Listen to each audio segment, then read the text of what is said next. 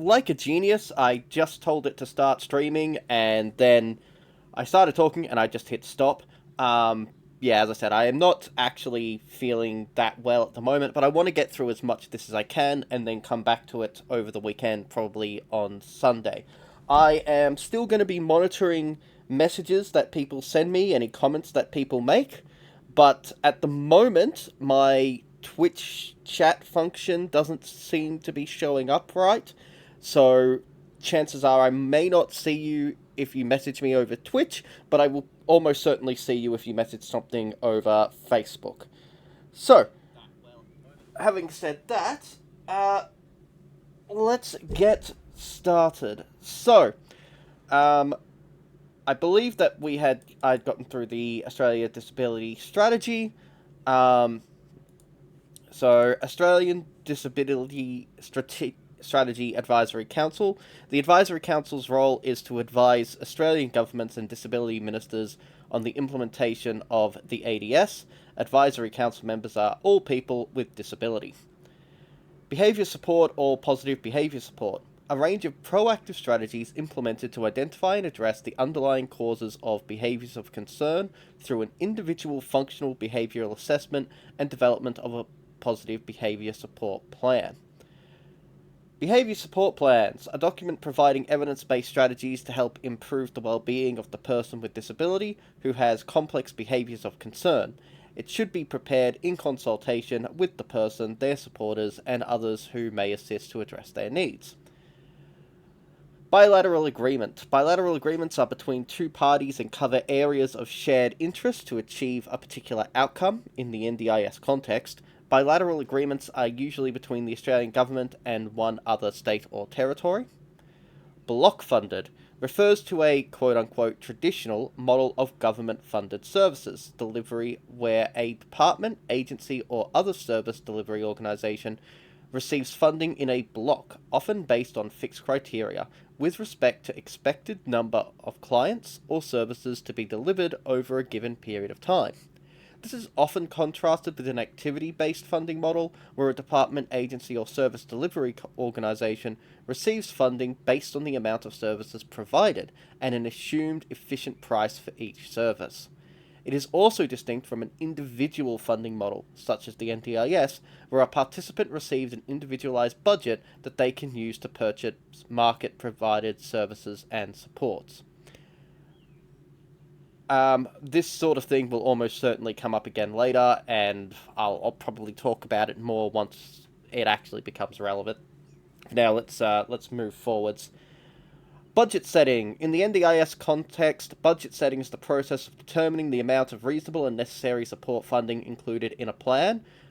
One of my personal issues with the NDIS is that the participant has very, very, very little voice, if any, on this, and it's supposed to be their budget, which is important when you go back to the other thing, and it's just like, it's an individual funding model, but the individual has basically no impact on that.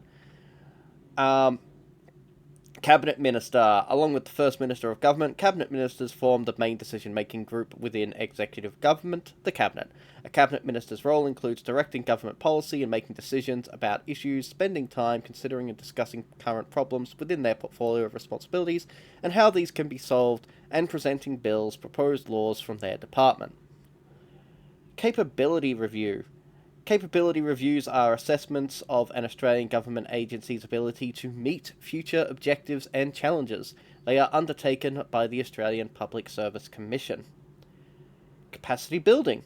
Increasing people's knowledge, skills, and abilities. This can apply to an individual, for example, developing their skills in a certain area to allow them to live more independently. It can also apply to a community as a whole, for example, building the capacity of organizations to be more inclusive. Now, capacity building, I've heard various people have various opinions on this in regards to NDIS. Some people consider that this is the primary purpose of NDIS. Some people honestly think that the main purpose of NDIS is to force people back into jobs. Another opinion that people have about the NDIS is that the NDIS is designed to keep people on the NDIS in perpetuity. And it's weird to say that both of these things are true. Um, Neither of these are necessarily the objectives of NDIS, right? Neither of these things are necessarily this is what either the people designing NDIS wanted to achieve or the intended outcomes of NDIS in policy and legislation. But both of those things do often happen in regards to NDIS, and that tends to be because, and I am going to generalize a bit here, and this is a little bit suppositional on my part, but I am trying to just kind of present, not so much present both sides of that argument, but to explain where both sides of that argument comes from.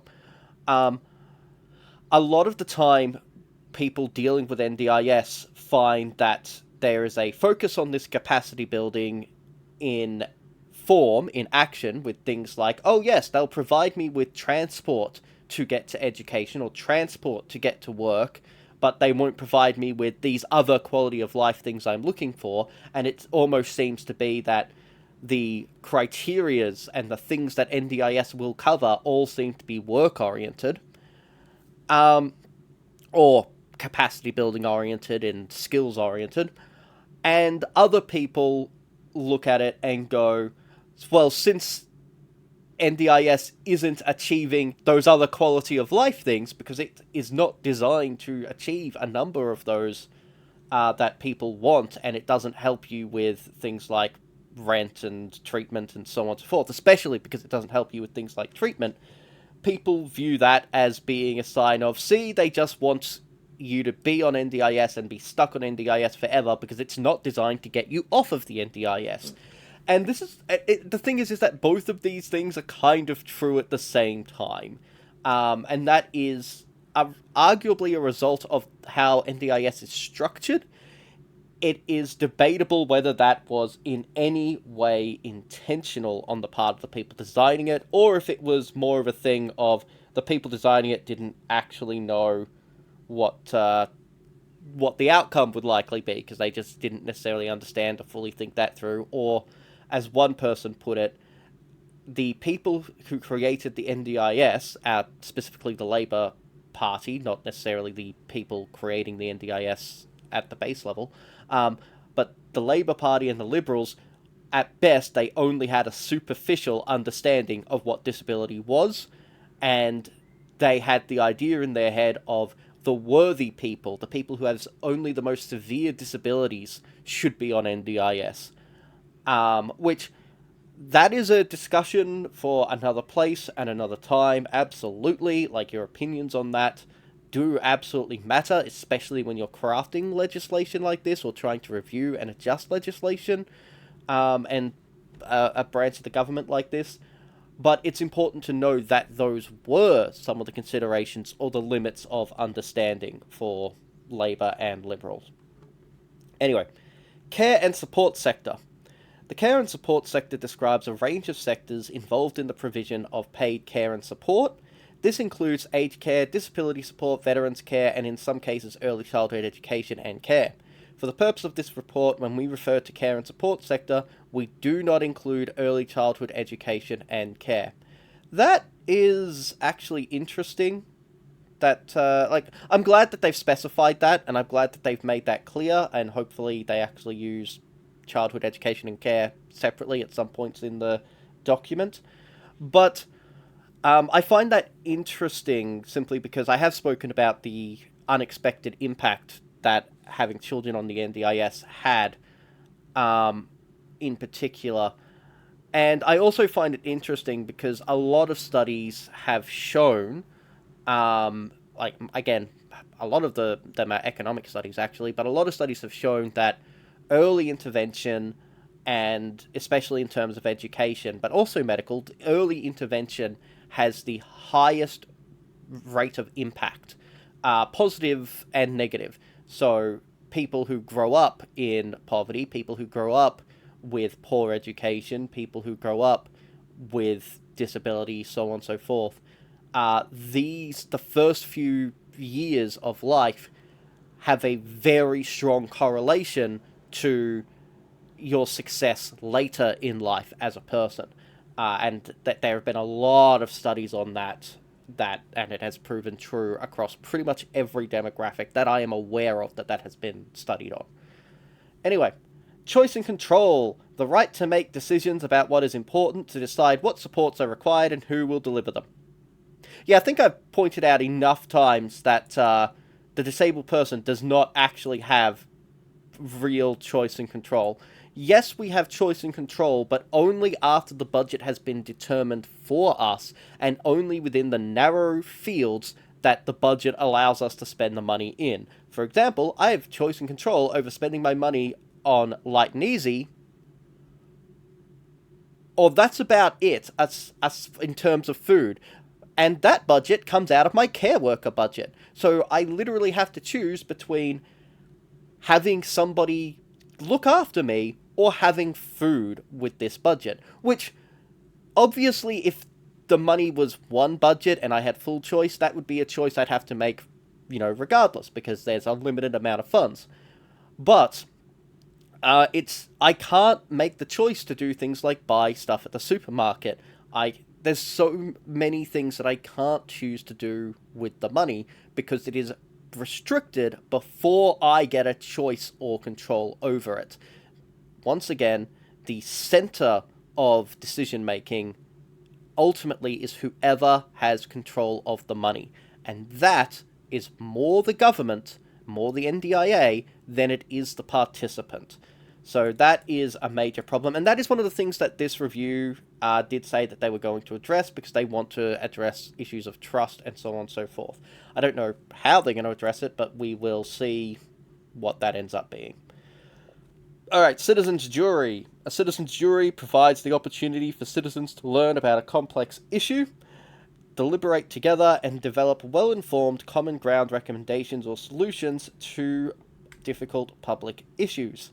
The citizens' jury process also allows decision makers and the public to discover what people really think once they have heard from a balanced range of witnesses and taken a close look at a topic. There's been a few of those, yeah. Anyway, commissioning, a process of purchasing supports or services from a provider or group of providers. The commissioning process could involve agreeing on what supports and services are delivered, as well as how much would be paid for delivering the support or service. Governments typically commission supports or services, but communities can also commission supports or services. Commonwealth Mobility Allowance, a payment to people with disability or with other health conditions who need to travel for work or study, but are unable to use public transport without considerable assistance. It is not available for people already receiving funded supports from the NDIS. Community supports and activities. Supports and activities run by, in, and for the local community. They include everything from local businesses to local sporting or recreational groups. Compensation schemes. Schemes outside of the NDIS that provide payments for supports for loss or injury. These can include motor vehicle accident and compulsory third-party schemes, workers' compensation schemes, and general insurance claims covering permanent illness or injury and legally determined compensation arrangements. Complex communication support needs. People who need support to communicate to meet their needs. Some people may not use spoken language and will rely on other methods of communication, such as pointing or gestures. Some people use technology or a communication partner to assist them in communication. Now, this is an interesting one for me, because arguably I need that. But I say arguably because I don't have memory retention in my episodes. But I've seen videos and I've been told that I often gesticulate. Not always, but sometimes I go completely nonverbal. Sometimes I go completely non-communicative, but sometimes I am somewhat communicative via, say, pointing or gestures, or I think I threw a sock at a TV once, and that was me trying to indicate that I wanted the TV turned off because Ancient Aliens was playing. Yep, apparently that was a thing that happened in an episode one time.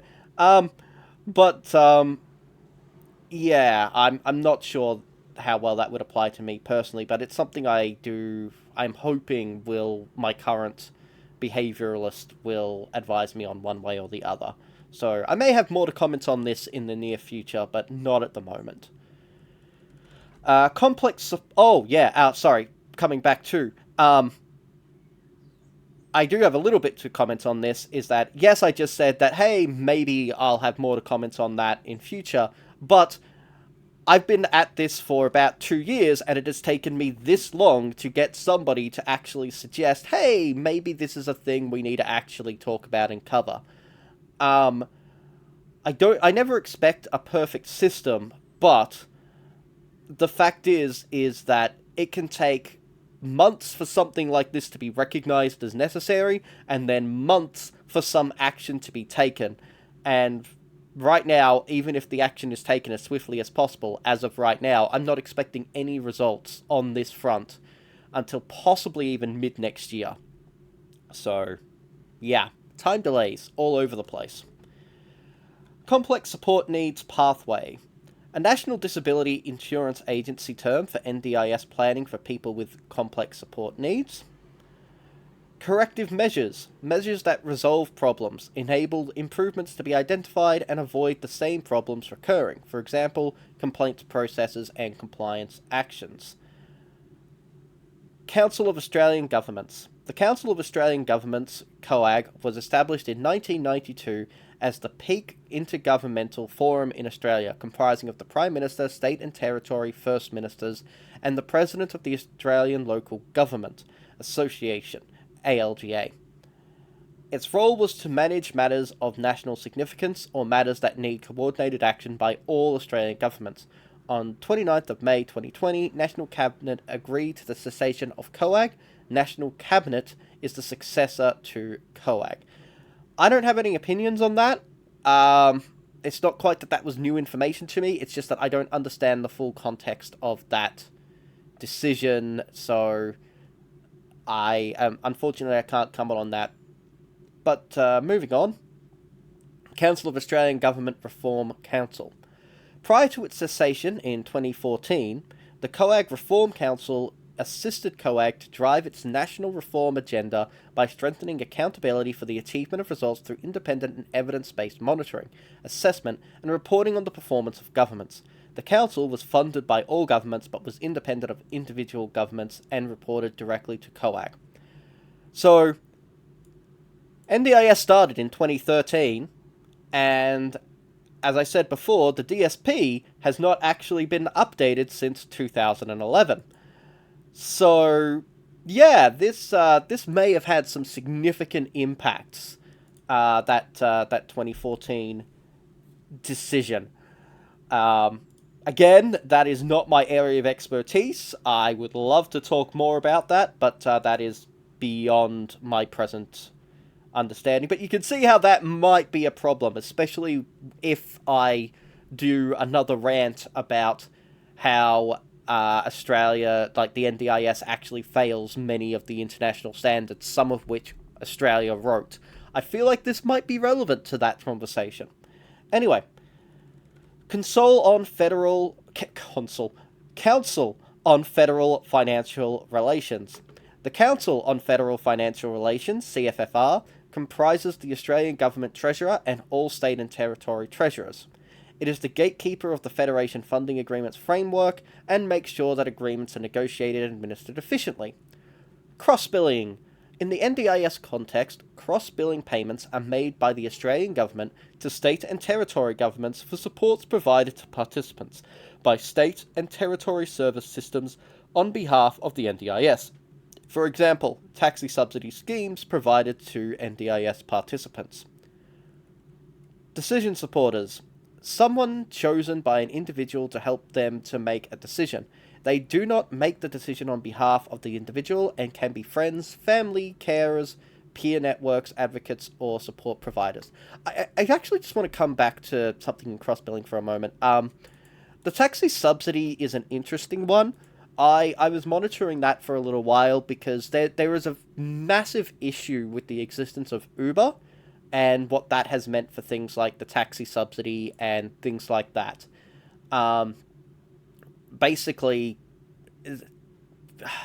I'm not going to go into it, but basically, taxis can support disabled people at a legal and duty of care framework level that Uber simply does not and cannot provide, and that the impact of Uber on the taxi market has naturally affected this and naturally affected disability access to a greater or lesser extent.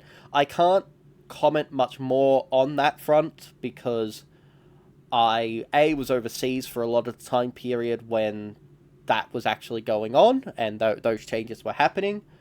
And since then, like since I came back to Australia, I have not been able to even access the taxi subsidy. I haven't really been able to access taxis, let alone Uber.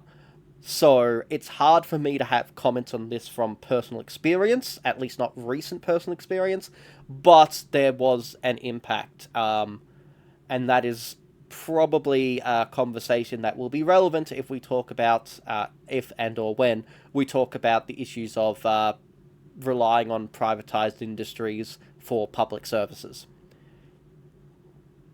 Alright, I read decision supporters. Developmental concerns.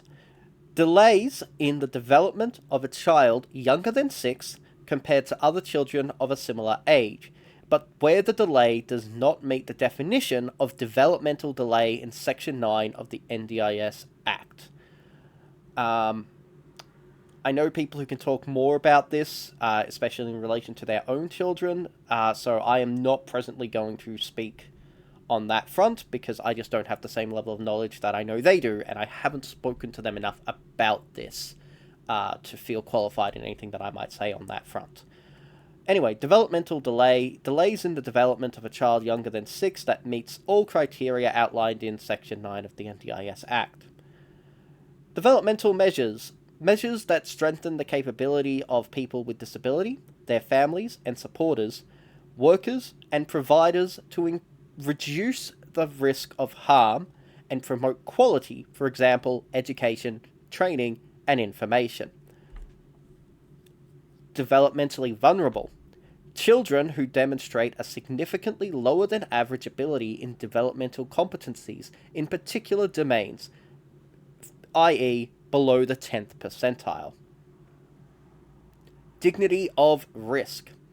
Supporting people to take informed risks to improve the quality of their lives. This means rather than seeking to eliminate all risk, which can be highly restrictive and out of proportion to the level of risk involved, the NDIS should work with participants to define acceptable risk levels to achieve their goals. Now, this one I find really... I have never encountered any discussion on this front, except from one of my care workers who respects my decision, respects my input, but wants more. But that is an individual care worker who has limited authority to do things beyond what they do within the limited capacity that they're hired for. Nobody in NDIS, OTs, behavioralist, the LAC, the board member I spoke to one time, my coordinators, all of the coordinators I've had, none of them have really had this conversation with me. So, yeah, like, and some of that is simply because a lot of them just aren't familiar with my disability enough to comment, and they know it. Others are just because they're not certain, or because they actually see the issues. Aside from my care worker, the closest I've gotten is my psych talking to me about these things, but usually when my psych and I were talking about these things, we very quickly came to a very common agreement and understanding of, yeah, no, these things can't be done, people might assume this, but these things can't actually be done for these reasons. Which was great, but, yeah, I've never really had even with that, I've never really had much of a conversation about defining acceptable risk to achieve the goals. So that's, yeah, that doesn't, and I actually don't know anybody, I do not know a single person on NDIS who has specifically had these conversations in an actual formal capacity that is within the bounds of the NDIS. Now, that may be because I just haven't asked the right questions to people, but it's something that has never actually successfully come up, and I have had people complain that they haven't had this conversation, or that if this conversation exists, it's because they've had to force it to exist. So, yeah, that is potentially a hole in the NDIS as a whole. Anyway, moving on. Disability. Now, this is going to be important. Used in the context of the internationally recognised social model of disability. This is a commitment by all Australian governments under Australia's Disability Strategy 2021 to 31. It describes disability as a social construct. Under this model, intersecting societal barriers are the obstacles to equal participation, not people's impairment. Now, I've already talked about the social model. I've already talked about the fact that, especially in my case, societal barriers are not the largest obstacle. I can stream a video like this perfectly fine until my disability takes over and I am no longer conscious. I am now no longer able to engage. That is not a societal barrier. That is a barrier constructed from my disability, from my impairment. Now, that is part of, like, what I was saying earlier is, depending on how you define these things and how you write it into the legislation, that can actually rule people like me out of receiving the NDIS or the DSP or similar supports, depending on how it is then applied in legislation and by whoever is making the governing decisions. But we will see what that ends up looking like and what the recommendations end up being. As I said, there are problems with this, but to be honest, I'd rather this be in the discourse than it not be in the discourse. And one other thing that is worth noting is that this is the disability strategy from 2021 onwards.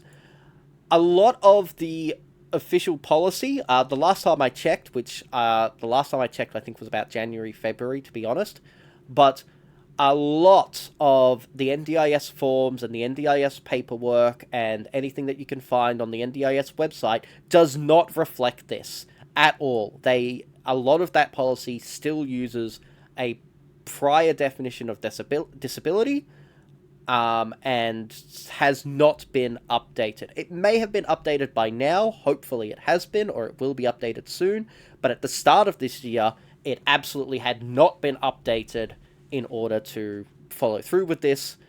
So, yeah, that is a point to be made. Anyway, disability action plans and disability inclusion action plans.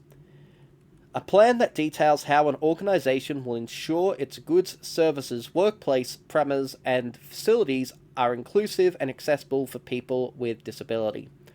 Not sure how often this actually gets applied. I can use the story of the time at the respite home as an example, where that plan basically didn't exist. And where it did exist, like in the little bits of information there was, it was quite wrong and or wasn't followed. My favourite part was the expired food that I was provided. Yeah. So that's a thing. Anyway, oh yeah, and it was expired food that had been bought for a different participant. It had not been bought for me. So, yeah. Anyway. Disability Reform Ministerial Council, DRMC. Commonwealth, state and territory ministers with responsibility for disability policy meet regularly through the Disability Reform Ministerial Council, DRMC. It is established as a ministerial council with reporting lines to National Cabinet for the purpose of the National Disability Insurance Scheme Act 2013. DRMC is the ministerial council with functions outlined in Part 5, S12. Disability Support Pension. In Australia, the DSP is a welfare benefit payable to people with disability who are assessed as having a low capacity to work. I think that actually say low to no capacity to work. but it is like if you have zero capacity for work, you have zero capacity. It's counted within that. Um, Early childhood, the period of time between birth and 8 years old. Um, Actually, really makes me wonder. Like a lot of the time, they've been going like age 6, age 8, age 9. Um, I wonder what the reason is for having those different marks. It's probably a legislative thing from other bits of legislation that have been brought together. But I'd be interested in figuring out why that is separated between those different years instead of being more focused. This is probably more appropriate for whatever the reason is. I'm interested as to why it's presenting those different numbers. Early childhood approach. The way the NDIA helps children with disability and developmental concerns younger than 9 and their families access supports appropriate to their needs. Early childhood partner. Organisations funded by the NDIA to deliver the early childhood approach for children with developmental delay and disability younger than 9. Early intervention, providing support as early as possible to reduce the impact of disability or developmental delay and build skills and independence. Alright, I'm going to talk a little bit about this one, and then I'll take a short break to just drink some tea and just recover a little bit. Early intervention is the opposite of what NDIS is good at. I've said this one directly to people at Shorten's office, but fundamentally an insurance scheme is the wrong scheme. In principle, you buy insurance or you acquire insurance during the good times to cover you for the bad times. But this insurance scheme you can only apply for when you're already in the bad times, which means, in principle, you can't get supports as early as possible because you can only access this after the impact has been delivered and after you're in that zone. And arguably, for many of us who become disabled over time, we can't access this until we're already in a hospital bed. And sometimes, actually most of the time, once we've been in a hospital bed, come out of the hospital bed, and successfully proven that we are going to need to keep using this hospital bed for years and years to come. So, the entire concept of insurance and having to apply for it afterwards is the opposite of early intervention. At every single fundamental level, it is the opposite of that. So, yeah, let's move on. Actually, no, I said I will take a break, so I am going to stop the stream, take a quick break, and we'll be back hopefully in a few minutes.